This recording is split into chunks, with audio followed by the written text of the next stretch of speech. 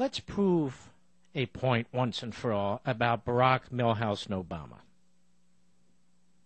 You ready? He's not that smart. He schmoozed a lot of you. He fooled a lot of you. The media told you he had a tremendous IQ, that he's the smartest guy to ever be president. But the fact of the matter is, none of that's true.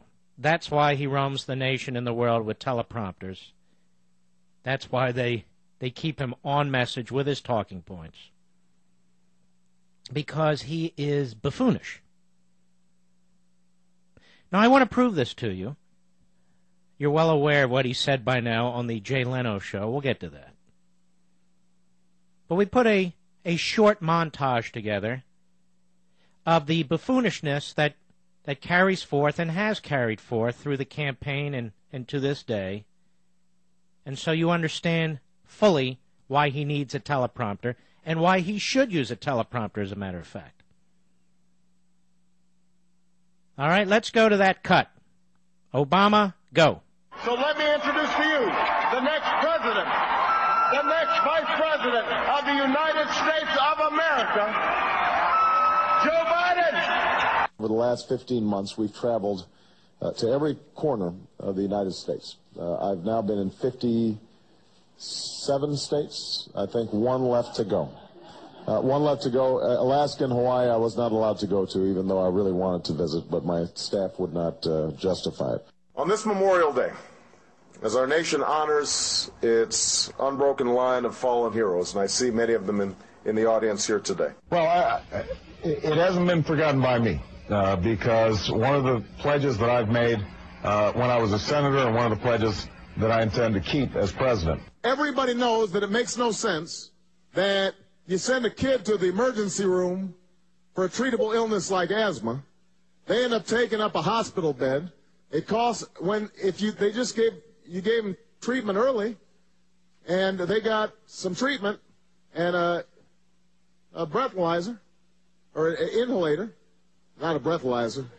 But he is running for George Bush's fourth term. What they'll say is, well, it costs too much money, but you know what? It would cost about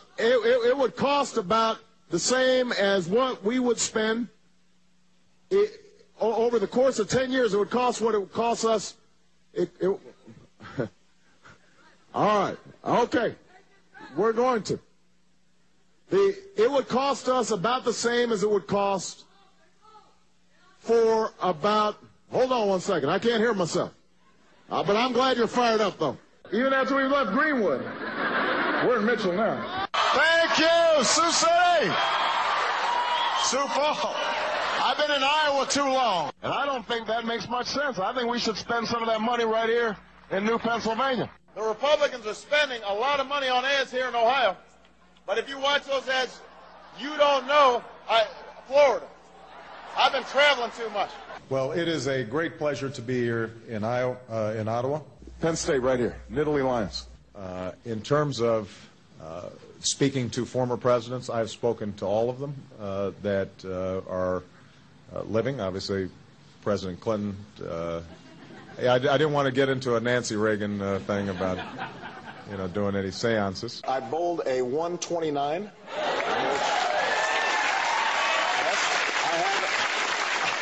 That's very good. Yeah. Oh, that's very good, Mr. President. This is like Special Olympics or something. Oh, Mark, we should just get over it. It's no big deal. Let's just cut the president some slack, the way the leftists always cut Republican presidents slack. Now, George W. Bush was constantly attacked by the comedians in this country, some of the comedians who are dressed up as journalists in this country, and others, for not having the most articulate way about him.